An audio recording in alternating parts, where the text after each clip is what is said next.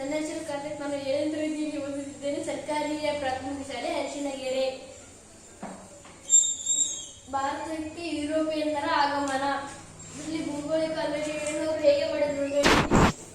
ಮೊದಲು ಯಾವ ದೇಶ ಹಾಗೂ ಯಾವ ಖಂಡ, ಸಮುದ್ರ, ಯಾವ ರೀತಿ ಸಾಗರಗಳಿದ್ದು ಅನ್ನೋದು ಮೊದಲು ಯಾರಿಗೂ ಗೊತ್ತಿರಲಿಲ್ಲ.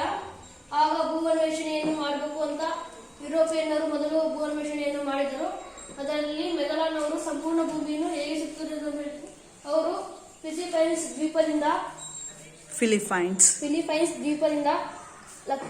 ದ್ವೀಪಗಳನ್ನು ದಾಟಿ ಹಿಂದೂ ಸಾಗರದ ಮೂಲಕ ಆಫ್ರಿಕಾ ಖಂಡವನ್ನು ಸುತ್ತುವರೆದು ಮತ್ತೆ ಯುರೋಪ್ ಖಂಡದ ಹತ್ತಿರ ಹೋಗಿ ಅಲ್ಲಿಂದ ಹಿಂತಿರುಗಿ ಮತ್ತು ದಕ್ಷಿಣ ಅಮೆರಿಕಾದ ಸುತ್ತುವರಿದು ಪೆಸಿಫಿಕ್ ಮಹಾಸಾಗರದ ಮೂಲಕ ಬೇರೆ ಖಂಡಗಳನ್ನು ಸುತ್ತುವರಿಯುತ್ತಾ ಭೂಮಿಯನ್ನು ಪೂರ್ಣ ಭೂಮಿಯನ್ನು ಸುತ್ತುವರಿದರು.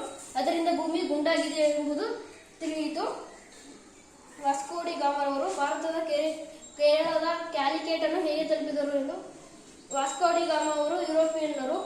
ಅವರು ಯುರೋಪಿನಿಂದ ಹೊರಟು ಆಫ್ರಿಕಾ ಖಂಡವನ್ನು ಸುತ್ತುವರಿಯುತ್ತಾ ಹಿಂದೂ ಮಹಾಸಾಗರದ ಮೂಲಕ ಹಾದು ಬಂದು ಭಾರತದ ಕೇರಳದ ಕ್ಯಾಲಿಕಟ್ ಎಂಬ ಊರನ್ನು ತಲುಪಿದರು, ಸ್ಥಳವನ್ನು ತಲುಪಿದರು. ಕೊಲಂಬಸ್ ಅಮೆರಿಕವನ್ನು ಹೇಗೆ ಕಂಡುಹಿಡಿದರು ಅಂದರೆ, ಕೊಲಂಬಸ್ ಇವರು ಯುರೋಪಿಯನ್ನರು. ಇವರು ಅಟ್ಲಾಂಟಿಕ್ ಸಾಗರದ ಮೂಲಕ ಹಾದು ಬಂದು ಅಮೆರಿಕದ ಒಂದು ದ್ವೀಪವನ್ನು ಕಂಡುಹಿಡಿದರು. ಅಲ್ಲಿಯ ವಾಸಿಗಳನ್ನು ರೆಡ್ ಇಂಡಿಯನ್ಸ್ ಅಂತ ಕರೆದರು. ಧನ್ಯವಾದಗಳು.